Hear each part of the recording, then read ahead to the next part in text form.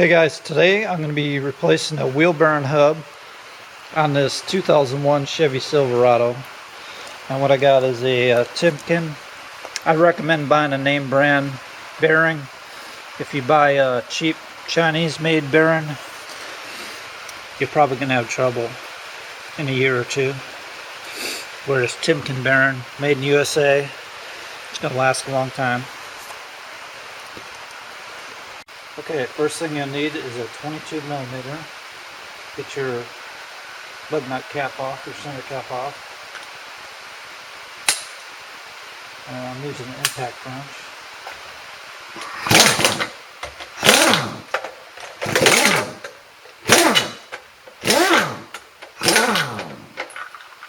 Your lug nuts are the same size. Okay, next thing you're going to do is to take your caliper off. And right here you got two bolts on these slide pins. There's one down here, one here. Need a 18 millimeter.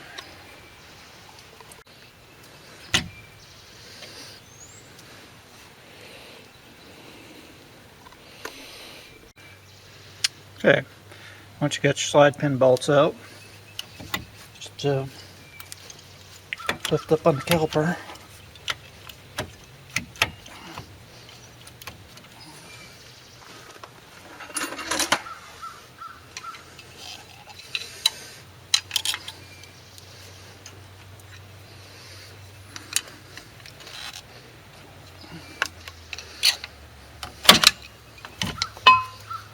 Set your caliper up on your upper control arm out of the way. Try not to get any strain on your flexible brake hose.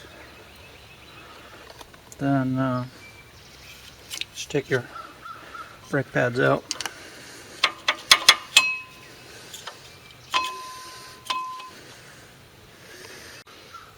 Okay, next you're going to take out off your caliper bracket right here. And the way you do that, there's a bolt here and a bolt right there. It's also 18 millimeter. Okay, then you got your caliper bracket off. I'll have to put the bolts back in there. I think I lost. Just make sure your boots are in good shape, your rubber boots. Okay, next thing I'm going to do is take this ABS line off. Looks like this bearing was probably replaced once before because they have zip ties holding it in some places. I like to use a tool like this to pry these tabs out. You got them. Makes it easier. And then disconnect your line up here. Do is lift up on that tab a little bit and pull it out. Okay, next I'm going to take off this dust cover, and you may end up bending it up to get it off. You may have to replace that. I've had a hard time getting mine off. I put a big dent in it. And you want to take that big nut off. That's your axle nut, CV axle nut. Should have got a big socket for that. It's going to be a 35 millimeter.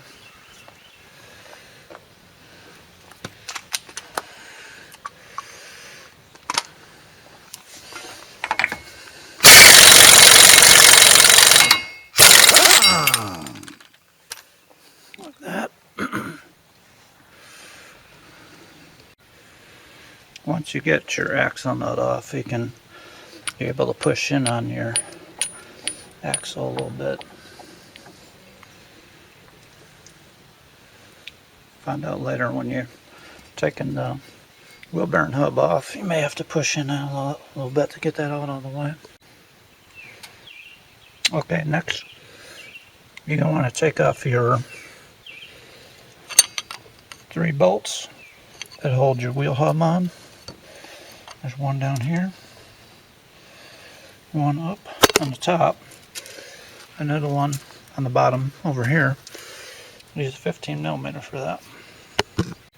Okay, and when you take your wheel bearing hub bolts out from the back here. If you have any trouble, you can push in on the axle a little bit and they'll come out.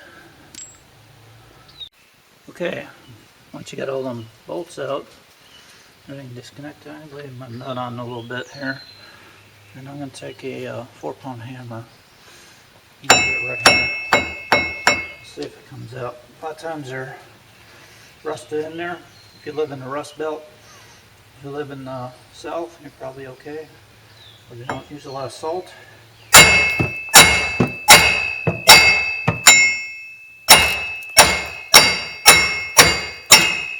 This one come out pretty easily.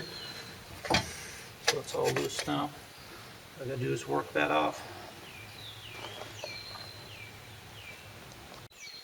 Okay, if you got a lot of rust like this one here, got a bit of rust in the stern knuckle. See down in there. Should clean that out good. Get ready to put your new wheel bearing in. Just take your dust shield off. Put it on the new one. And slide your new bearing in there. I left this upper one in there. Upper bolt in there. It's just easier to leave it in than to take it out. Okay, I'll just see, this is the old one. You can hear it. It was making a growling noise, kind of like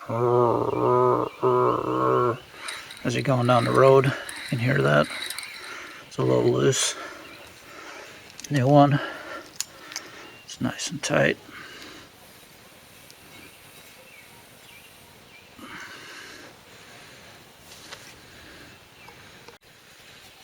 I like to use a little anti-seize in this steering knuckle. Just move it up a little bit. That way the next time you get to do this again, it won't be seized on there. I'll put a little bit on the CV axle here too.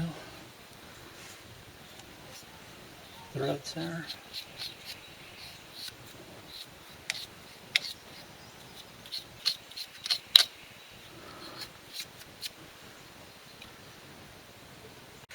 Okay, to put it back together, just the opposite of what you took it apart, basically. Make sure you put your shield in. Just kind of lug your bearing up in there. Make sure your CV axle gets seated in there good. You have to line up them splines in there. Tighten up your bolts in the back here.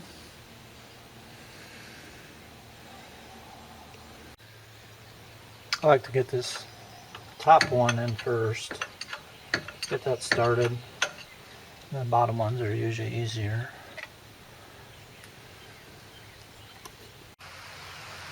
Okay, you want to torque the 15mm bolts that hold the bearing in, 75 foot-pounds.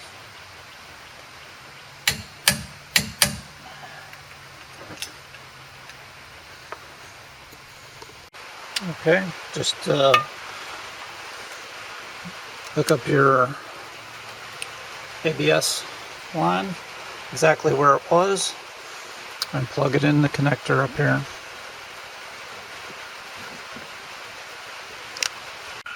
Okay, I like to put a lug nut on there just to hold the rotor in place when I'm putting the caliper bracket back in. Set your caliper bracket in and put your big bolts in, your 18mm bolts. Might want to put a little anti-seize on these bolts too. Okay, you want to torque these 18mm bolts that hold the caliper bracket on, 75 pounds. Okay, to get your caliper back on, you're probably going to need to push the pistons in on your caliper a little bit.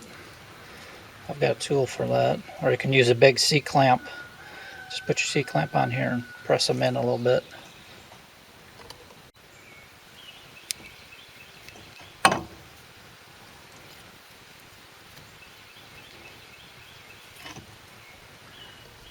Okay, torque your caliper pin bolts to about 35. Okay, next I'm gonna tighten the CV axle nut here. I'm just gonna spin it on for now, and I'm gonna tighten it to 120 foot-pounds. Once I get the wheel on,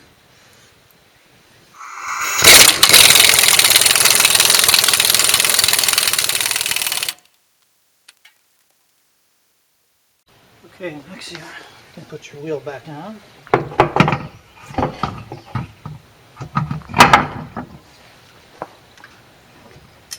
And if it's four-wheel drive, tighten your lug nuts to 140 foot-pounds. Okay, now that you got your truck off the jack stand, you can tighten your lug nuts down in a crisscross pattern, back and forth. At 140 if it's four-wheel drive, and 100 if it's two-wheel drive.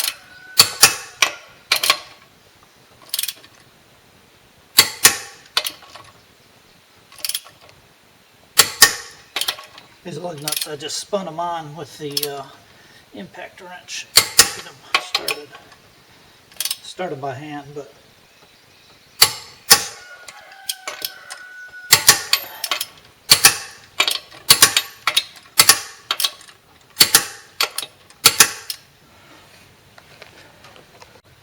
okay, let's tighten your CV axle nut to 120 and put your dust cap on.